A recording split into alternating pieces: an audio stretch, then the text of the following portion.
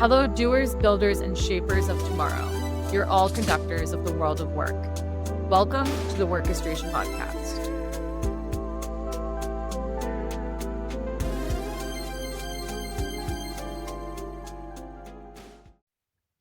Hi, Donna. Welcome back. Hi, Stella. So good to see you again. Good to see you. So today's episode is with a couple of shapers. Both of them are co-founders of Andus Labs. We talked in prior episodes with the other two, Jennifer McTiernan and Chris Perry, and today is going to be with Douglas Rushkoff Amar Bakshi. So Douglas is a media theorist, professor of media theory and digital economics at CUNY Queens. He's a founder of Laboratory for Digital Humanism, author of 20 books, including Team Human, Present Shock, Survival of the Richest, my favorite, Throwing Rocks at the Google Bus. He coined terms like viral media, social currency, digital natives, and he is a scholar in residence at Andus Labs. And then we have Amar Bakshi, founder of Shared Studios, which connects strangers through life-size video environments called portals. Since 2014, portals have connected more than 500,000 people in intimate conversations around 100 sites in 30 countries. Portals have hosted world leaders such as Barack Obama, Bill Gates, and Malala Yousafzai. Entrepreneur in residence, MIT, in the Center for Constructive Communication. And then lastly, Amar has been a reporter for The Washington Post, a managing editor at CNN.com, and a special assistant to the U.S. ambassador to the UN. And then at Andus Labs, as you heard in the previous episode, it is their shared venture across these four co-founders. Andus Labs is a generative design development firm that helps leaders transform how they work with AI, building new systems in 90 days or less. Services include executive in residence, AI strategy, and building human AI fluent cultures from the inside out. We had the other two co-founders in episode 2 of this season. All right, let's dive in. Douglas Amar, welcome. Thank you. Great to be here. Great to see you, and thank you for making the time. And we will go through several major topics around the world of work and how it's changing. So let's start with what is work and how the meaning of work is changing. So Douglas, I've read a bunch of your books, and in the Present Shock, you talk about the importance of the clock tower. It was used since medieval times to impose the control over the workers by defining the units of time that then you can trade, you can sell, you can buy. And it is a way to really prevent people from getting wealthy and having control over them. If we are now potentially moving to a new reality, or are we? And if the time no longer necessarily becomes the unit of measure for our activity, what is the alternative? What is the emerging nature of work, and how we measure or not? And how would it define this for not only workers to embrace, but for HR to figure out how to orchestrate that work? I think we have the opportunity to reconnect the idea of work with providing things people need. And I know that's sacrilege in modern market terms, but to think about it in terms of like people that need food or clothes or meaning or education or heat, and then you would use humans to meet those needs through the expenditure of work. And in a society like that, where you're actually connecting work with needs, then what you find is the values of the society start to prioritize leisure over everything else. How much work do I need to do to accomplish those tasks? And how quickly could I do it so that I get as much time to be with my family, have meaningful experiences, worship my God, play cards, look at nature, and enjoy the sacred nature of being alive. In a society that values the accumulation and growth of capital more than anything else, then you tend to prioritize moving up the pyramid of, we could call it skills, but really up the pyramid of wealth, to get away from actually doing labor, that you want to be capitalizing on or extracting value from someone else's labor, but higher than them on the food chain. So you're not actually doing anything. You're more investing, or investing in the investment, or investing in the people who are investing in the investment of the investment.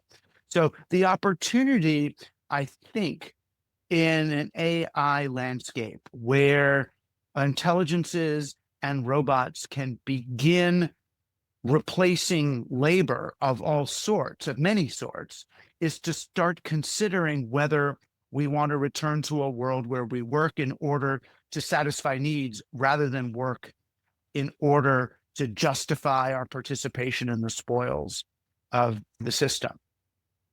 So switching from work towards certain means and accumulation of physical or intangible assets towards not necessarily having a purpose, but mostly enjoying the labor and the activity and the process in a way that resonates a little bit, Amar, with the initial premise behind the shared studios or the portals experience, right? Where you created the space for people to have conversations around purposelessness. Could you describe the audience a little bit more about the shared studios or the portals concept? And what have you learned from that experience where people don't have a reason to? I think just building on Douglas and giving a personal experience that I think is broadly resonant.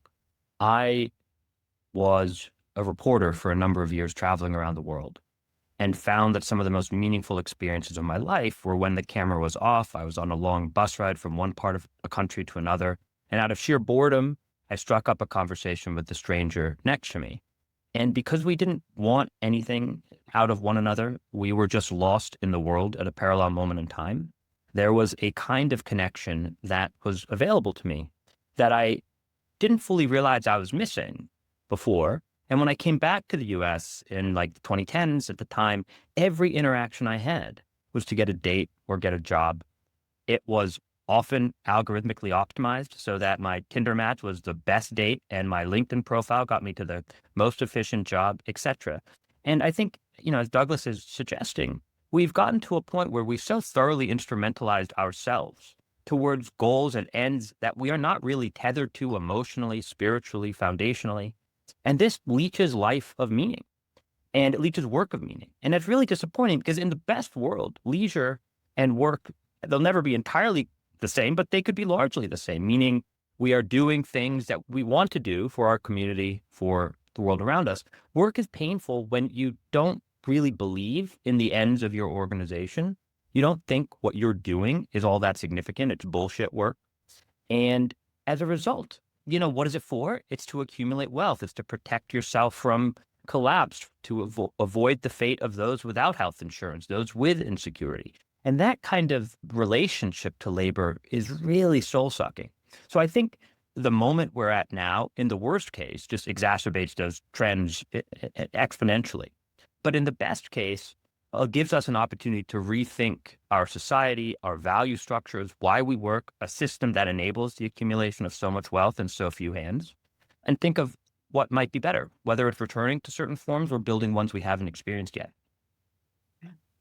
It's interesting because if I am to kind of transfer the quote that Douglas, you wrote, that we forgot what education was about. College wasn't a place to learn answers, but to learn how to ask questions to the workplace environment, right? We forgot what it means to work because we are there to just run up the clock, complete that project, deliver that deliverable, and charge or send that invoice, as opposed to a place to create, generate new ideas, to collaborate with people, build relationships, focus on those human aspects that make us who we are and unique rendering of that.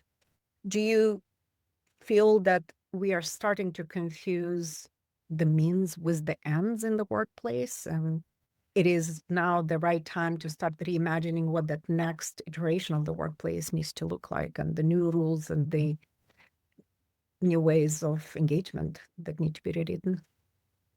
I think about to go through a more fundamental reassessment of what it is we're doing here. And, I've been reading a lot of Lewis Mumford lately.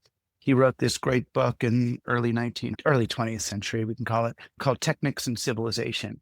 And he makes a really good description of what we would now call red state and blue state America. But it's really just red state and blue state world, where he explains how the large corporations, British East India Trading Company, and now all the way down through, Walmart and Tesla, how they're like the modern equivalent of the court or the palace. And there are people in what we would call red states who are doing actual sort of work in factories and on farms. That's the stuff that needs to get done, that happens far away from the castle. And then there's a class of people who administrate the way that a corporation can exploit all these other places. So there's people in the kind of jobs that AI replaces, all of us, office and cubicle and advertising and marketing and whatever people. We're here helping administrate and enforce the way that these corporations can control farming or Africa or cobalt mining or solar panel generate, all those other things. And we're finding first that our jobs, our administrative jobs, really can be done by machines. That we do have sort of bullshit jobs. And we're looking over at the red state people saying, well, that's not a bullshit job. They're actually making corn or something that I'm going to eat. Well, I'm just here making sure that they don't get to profit off the corn. I'm here to make sure that Big Agri gets the majority of the money. That's my job. Or my job's to make sure the Green Giant is able to sell the corn rather than him. So we see our jobs going away, and and I feel like that's sort of what's at the core of this sort of neo-Civil War, red state, blue state confusion. And we're going through it first, but in reality, so far, it feels like only our kind of labor is being replaced. And if anything, while our labor might be being replaced, their labor is being magnified. And we all know the number of kids that have to go into the mines to get their rare earth metals, the number of undocumented workers who are busy tagging the data so that AI actually works for us. When you do a query, when you think of the number of people that were involved in answering your prompt, it's huge, right? It's more than in the days if you went to a library and found 6 people to help you find the answer in books. There's more right now, at least. There's more people doing that. So first, the labor replacement thing feels to me a very administrative blue person question right now. And whether robots are actually ever up to the task of really tilling the soil and doing those things in a sustainable way seems questionable. But it's opening up the conversation. The fact that I'm thinking about it now means that people will be thinking about this 5 years from now. What do our jobs do? How do our jobs actually fit in to purpose and meaning and creating value for other humans? It also makes me think, I was doing some research earlier today about the allocation of GDP towards different sectors, and the stats as of 2025 at this quarter, that 72%, almost 73% is allocated towards services, and then goods producing is at 17%, and then the government is 10%. In a way, our measurement systems that look at how this GDP gets allocated and distributed needs to change too, to account, because what constitutes services, we assume, is just humans who are going to do it, as opposed to we have a broader set of workers and worker types that will be performing, and it's not going to impact every sector in a similar way, despite of what is categorized blue or red worker type. That's something I've been writing about recently is, as far as the so-called billionaire class is concerned, it really doesn't matter to them whether laborers are human or AI. And the reason why it doesn't is because it really doesn't matter to them whether consumers are human or AI. As long as they have units, whether human or non-human units, that are providing what they need and consuming what they sell. And of course, AIs are happy to consume energy and data and processing power. Then you kind of don't need humans in that equation. And that's one of the interesting futures that, some of the leaders of our technology businesses are envisioning with glee, which is part of what I write about, is this sort of anti-human future they're looking at. Thank you, Douglas. Just to expand on that, because you both of you already hit on something that I wanted to ask. Do you see this kind of the two categories of these two types of jobs? The first being services, teaching, farming, healing categories versus these city jobs at the centers, with the second going away. My first question is, though, do you see this as a bit of a second wave of automation? Because we already saw this happen, right, with Detroit and manufacturing and supply chain of automation that massively impacted, I would say, blue collar workers. And then the second is, now that this wave is happening, what do you see this as terrifying, liberating, an opportunity to rewrite the contract of work, or no? I mean, as far as, Douglas and I are part of Andus Labs, which is a new initiative that is trying to take a stance on that question and say, well, the future is not written. We retain agency as human beings. And at the end of the day, only we as human beings can make these decisions about values and meaning. That's not a task an AI could ever do, at least not as far as a human community is concerned by definition. So how do we cultivate those capabilities in ourselves and in our organizations so that we can build the kinds of institutions that we need? So I think, yes, institutions will change in fundamental ways. And there's really, no matter which domain, from the nature of our governance to the nature of corporate formations and how wealth is distributed based on the income of those institutions, all of that is up for grabs. All of that is, I think, up for grabs over the next 10 or 20 years.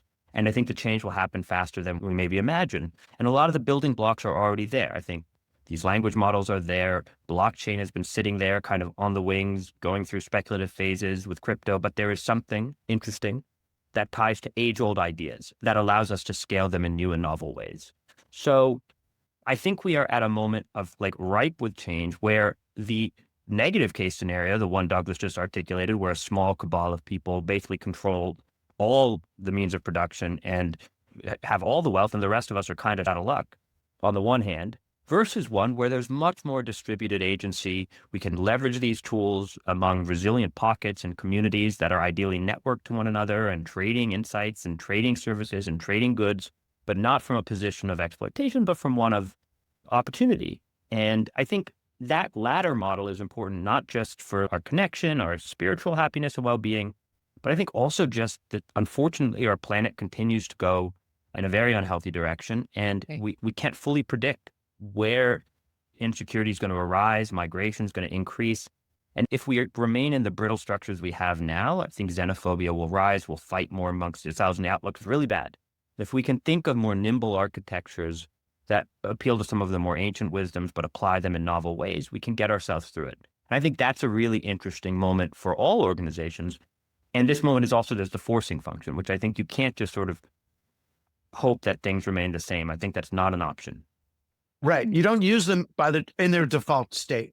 One of the things I've been looking at, and it's just one of many possible ways of really playing with this stuff deeply, is using decentralized AI, having localized AI rather than sticking like everybody else on top of one of the frontier models. Create your own little tide pool and with your own knowledge base and play with it. In other words, use the tools as any good revolutionary would. Use the tools against their original biases, against their original purpose. How can you use this to empower your business, your organization, rather than to make your organization just another subscriber to one of the same 3 or 4 tech companies? This was not in the script, but I don't know if you are willing to talk and share a little bit more about the civic stack, the project that Marina Gorbis described during the After Now session. I think that was just a perfect example of what Douglas you're describing. Yeah, I mean, what she started asking, and we've been trying to help her answer, is what would you put in a civic stack? In other words, what would you put in an AI stack that was going to serve governance and civics and mutual aid and people. And so far, fundraising wise, maybe not surprisingly, there's some interest in the European Union, as long as it lasts, from the European Union, less so in the US right now, but they are interested in how to do that. And so it's both a thought experiment right now, and sort of the more people can imagine, how would you use AI in the service of civic activity, plus the practical experiment of actually raising some money and building these open source tools, because where's the sort of the Wikipedia of the AI space? But before you can even have that, you have to ask, what do we want AI to be able to do? And a lot of it looks right now, a lot of people seem to be most interested in bioregionalism and using AI to understand the circulation of natural resources and flows in a particular bioregion. Fascinating. We'll include in the Yeah. show notes more links to the, because I think it's very interesting. Sorry, Donna, back to you. Yeah, no worries. I'm kind of jumping around here, but Amar, with your experience kind of both at MIT for the Center for Constructive Communication, but also your history with portals, which we described in your bio for our listeners, what does research say about human connection? I think it's really related to what we're talking about, because I think with that question, I really want to get at what do institutional structures actually support for meaningful work and human connection versus that exploitative and optimization that we tend to see in a post-capitalistic society that we've been recently living in, are continuing to enter. Yeah, I think that one of the most important capacities we have as people is that space of play, of no purpose, of beauty, art, aesthetics, awe, right? Those are very human capacities that you can just, I mean, I've been on Zoom calls all day. They just get sucked out of you when your time is occupied. And what that enables is really important things. That kind of space and time enables obviously creativity and innovation, which is what you talk about in the corporate context, but also like a civic life, a democratic polity, the ability to understand and engage and discuss with someone different than you what is beautiful, what is valuable, what makes a good life. And that, we talked briefly about the role of education, that for a long time in the American kind of educational framework, at least the great theorists talked about education as building those capacities that are core to democratic citizenship. And so that's just not necessarily what research is saying, but just at a high and theoretical level, the kinds of capacities we want to cultivate in any organization, but especially like democratic ones.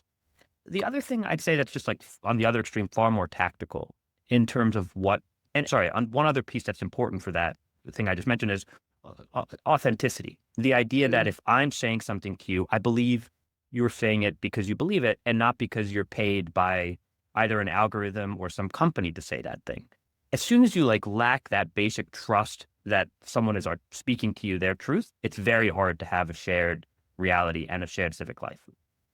But the second thing I would say that's important is, at least for people to come together, there's an enormous amount of research backing this at MIT and other places, that when you begin with stories, personal narrative, you're able to get to a place of some form of understanding that leading with opinions or instrumental goals or strong or argumentation doesn't work. It's very hard to argue someone out of the perspective that they're in purely through facts, for better or worse. There's that element of narrative that's so critical. And so I think when we get very efficient and we lack space for the construction of narratives within our institutions between one another, we dilute something really important about what makes us human and what makes us high functioning as social beings. Yeah, and the interesting thing is with AI, at least in the companies that I've been interacting with, there's a level of fear and trepidation and a weight on this sort of the gap between them and being able to use or wanting to touch these technologies that I didn't see before. I was around when companies were integrating the web and networking. I built token rings. People don't even know what those are anymore. I helped companies network before they knew what networking was. And there was excitement and amusement and underestimation at what it would mean when we plugged your company into the internet or let people send email to each other. And they let us do it, and we'd find an IT and build it in, teach them TCP/IP, and they would be on the net. Oh, look, I can do this. Oh, maybe we'll build a website. But with AI, I think because of the cultural moment and because people are suspecting things about their own obsolescence, about the BSness of their job, about where Elon Musk wants to take things or corporates, or there's like all of this weight. So to shift a culture, the culture of a company toward AI readiness kind of requires that they take a breath and find what does our company do? It requires companies and organizations that they retrieve and recall what it is they do and want to do. I know it sounds like elementary, but we've gotten so distant from it, partly because of there's so many things. And that's the AI opportunity, is to think, if we could have the company we actually wanted to have, what do we want? What questions do we want this company to answer? What processes would we enjoy having? And the optimism of this moment is that we now have unbiased or less biased thinking partners than we may have had before, that we can all work with and come to very new conclusions. The reticence is, I think people are scared that the conclusions that they will honestly reach with AI won't include them anymore. And they're afraid, but the fact it doesn't really work that way. Once you actually move into an open, passionate relationship to the thing you do, you level up in some ways. You actually go deeper into it. There will be a place for that, because as if you care, and honestly, and if you don't care about the thing you do, then this is the time to find something else, and that's okay. What did you care about? Now there's tools to help you get good at that. Yeah. And with Andus, with Andus Labs, like when we approach companies and we're working with them on this, so much of our orientation is, don't just dive in and use AI to make efficient whatever processes already exist. Take that pause, readjust your perspective, get a sense of really what is possible, and let yourself dream a little bit, and then get into the process of building. But have that element of play, discovery, authentic narrative conversation with yourself and with your organization, and then go into the build process. And I think sometimes companies make the mistake of reacting just to seek yet more efficiency gains and become yet more brittle and lose employee buy-in. And we're trying to encourage them not to go down that route and to take a different route. On that, Amar, and you already got to the question I was going to ask, so thank you, about how Andus approaches whether you're doing an internal innovation lab with AI, et cetera. But do you, and this is both to you and Douglas, do you think that the parallel occurrence right now of obviously AI adoption and many organizations wanting to move towards that, but also the market not being very strong right now, do you think that those things are feeling so correlated to people in a way that if the market was doing well and AI adoption was where it is today, do you think people would be approaching it differently? Because that's something I often reflect on myself, just given more and more layoffs of, I'll call it the city jobs. And not just the market, right? I mean, the political moment is fraught. Absolutely. The climate moment, this is a moment of incredible instability and insecurity. And among even the billionaire class, Douglas wrote a whole book on it, Survival of the Richest. Even though they have the most money in the world, a feeling of insecurity. I think that's a pervasive sense right now. And there's no individual way out, right? You can't just solve for yourself and escape this. It has to be a collective solution. What's interesting that you're hitting at is we are really at a moment where we're redefining what value means, not just what work is, but what is value and how it gets created and who gets to create it. And the challenge that I'm trying to reconcile in my head is you see somewhat of a bifurcation, right? You see large corporates, the incumbent with power or access, continue to buy each other and consolidating power. Case in point, the recent acquisition announcement, and who knows where it's going to end up, Warner Brothers. And then the other type of organizations are more like AI natives, where they have huge amounts of talent and capabilities and investments with very few new jobs that are being created. These are a handful of very talented people who are just coming together to create a whole new type of organizations that create new types of value. And I don't know what's going to happen to everybody else who will be displaced by these two types of organizations. Will there be a place for everybody else?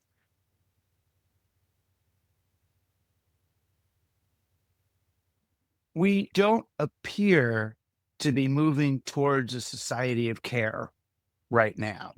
If anything, it feels as if many of our leaders are attempting to entrain a less compassionate sensibility, but to make us feel okay about building walls where there are other people on the other side, to see them sort of as soulless zombies.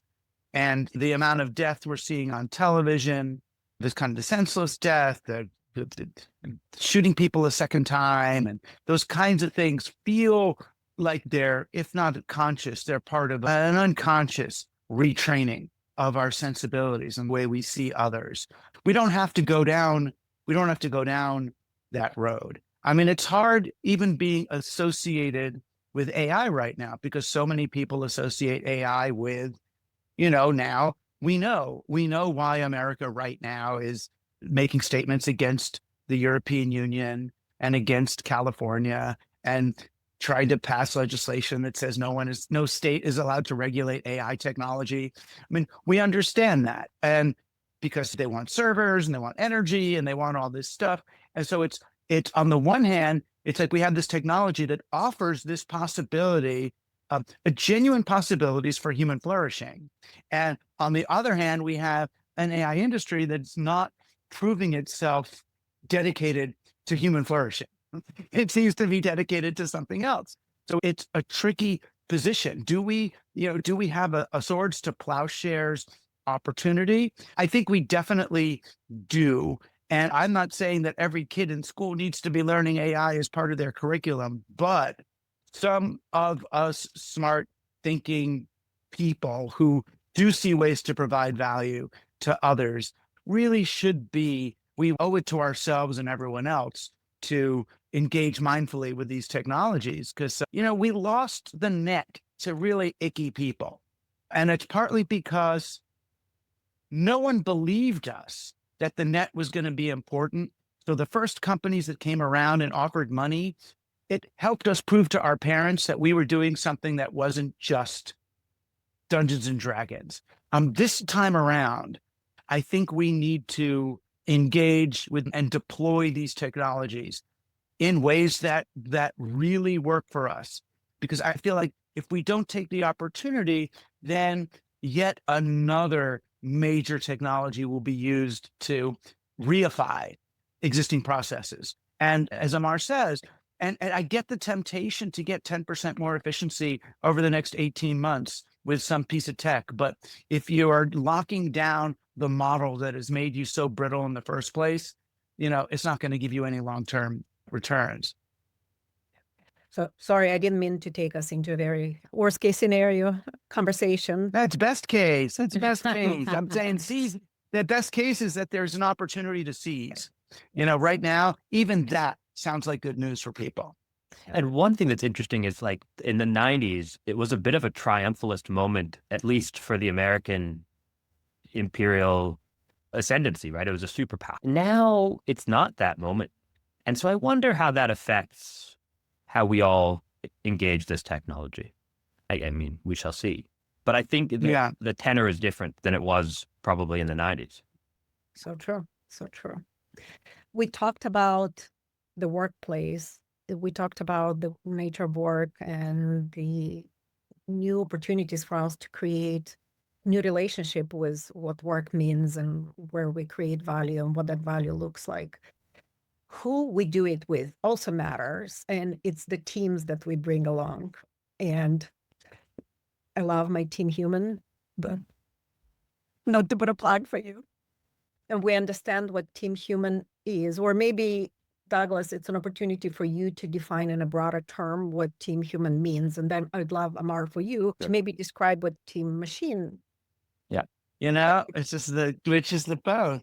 I mean, Team Human, all I'm arguing in Team Human is that being human is a team sport, that we've, developed a lot of technologies that could have been very pro-social and connecting and networking. And we turned them kind of into iPhones, right? It's not a we phone or an us phone, it's an iPhone and an iPad, because the individuated consumer is much easier to manipulate, to frighten. We'll spend more time on screens if we're not looking in other people's eyes, but rather looking at the black box.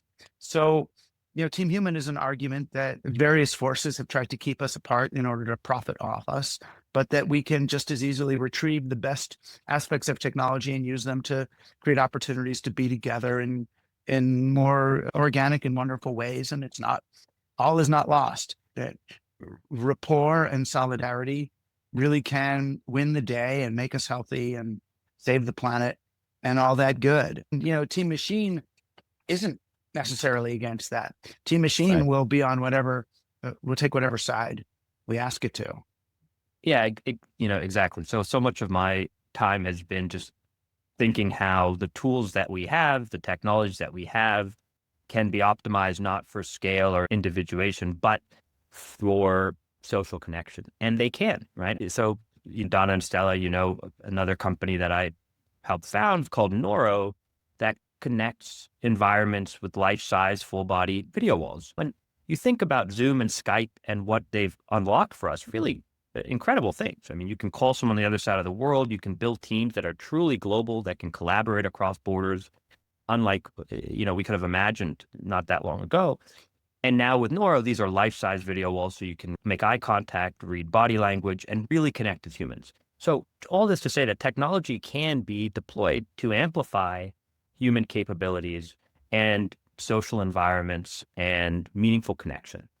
These technologies can also be used, of course, to get us into a doom scrolling, nightmare. And there are decisions being made by the people building these tools and the consumers using them and the societies regulating them that have consequences. And we should do better this time than we did over the past 20 years with social media and the internet. If we have learned anything from that experience. So to wrap it up, right, we talked about humans and machines, and then there is Andus and us. We had a brief conversation with Jennifer and Chris in a prior episode, so they described a little bit of the genesis behind Andus Labs. But how do you see this collaboration between Team Human and Team Machine evolving? What role do the listeners or the HR practitioners play in it? Andus Labs was founded by myself, Douglas, Jennifer, and Chris. Very different backgrounds, very much aligned on the view of Team Human. And we've articulated why. What we do is we bring together really multidisciplinary teams. I mean, think philosophers like Douglas, creative artists and technologists, people who think about this moment way outside the box. And we pair them with cutting edge research scientists and with people deep in enterprise, because that's what allows us to create learning environments that take leaders out of their day-to-day life and have a little bit of that perspective that helps us level up teams so they understand AI tools, but more importantly, the kinds of fundamental shifts it enables. And we create labs. I mean, Andus Labs really tries to help institutions build their own capacities to learn by doing, to build what we're calling a generative personality and generative mindset that is iterative, based on quick feedback, rooted in narrative and values. And so we are this kind of multidisciplinary collection of people who consult with organizations and help them. And so with HR leaders, one of the things we've talked a lot about is what is HR leadership? What's the sort of manifesto for HR in the age of AI, right? What are the core values that HR should stand for? That's, we'd love to talk to people more about that. We're working with HR leaders to help them think through individual functions or HR as a function as a whole and how AI is implicated there. And then we do a lot of work around labs and learning and training. So really, give people the current tools, give them some perspective and let them play with it and build. And that's what Andus is all about. Douglas, anything you would like to add in the last few minutes of our conversation? I mean, it's sort of that give the guy a fish or give them a fishing rod thing. But I don't like consultancies generally, because most consultancies seem to be that their job is to create a dependency for an ongoing consultant or something. And it's way more fun, way less taxing on a tiny team like ours to just go to a place and build a learning institution inside their company made up of them. So, to basically share a process, start like a little, like a Dyson vacuum, start a little process swirling there, and it's, oh, good, they're done. And we could leave like Mary Poppins at the end of the movie. The Banks family is going to be just fine. They're flying kites. It's really, so it's less teaching companies how to do something than opening an untapped potential that they already have. So it's really fun for us in that way, because people, there really are, however unready they seem, people are ready for AI. AI came to answer a cultural need, even though it looks like it came and landed in our laps and is creating a cultural, demanding a cultural response. No, it came to answer. It came to answer a civilization that was looking at, what do we do at the end of industrialism? What do we do? Honing our processes, getting more efficient, creating more growth. This isn't working. This is killing us. What do we do?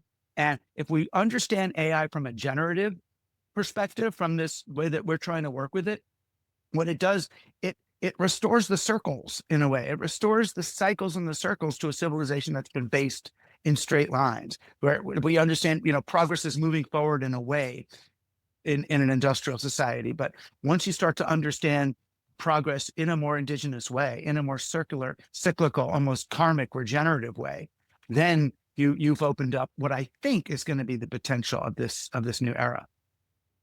What an optimistic note to end on. We covered a lot of ground, started from, abstraction and labor replacement concepts to importance of human capabilities, authenticity, building trust, not only in each other, but also in the civic life, create space for narrative, whether that's a space in real life or through co-presence experiences like Noro.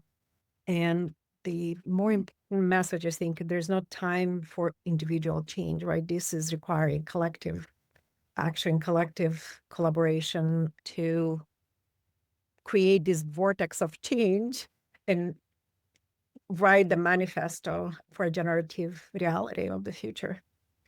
So to end with the words of wisdom from Douglas, find other people can help you create the change and movement to create the workplace for all of us. Thank you so much, Douglas. Thank you, Amar. Thank you both. That's your sheet music. Now go orchestrate. You've been listening to Workestration, hosted by Donna and Stela Lupashor. Music by Philippe Visitiu. Everything else we're doing ourselves because someone has to walk the talk on lean operations. Find show notes at workestration.ai. Follow us on LinkedIn, subscribe wherever you get your podcasts. If this episode sparked something, leave a review or share it with someone trying to solve the same problem. Want to be a guest? Book time at workestration.ai. Thank you for listening.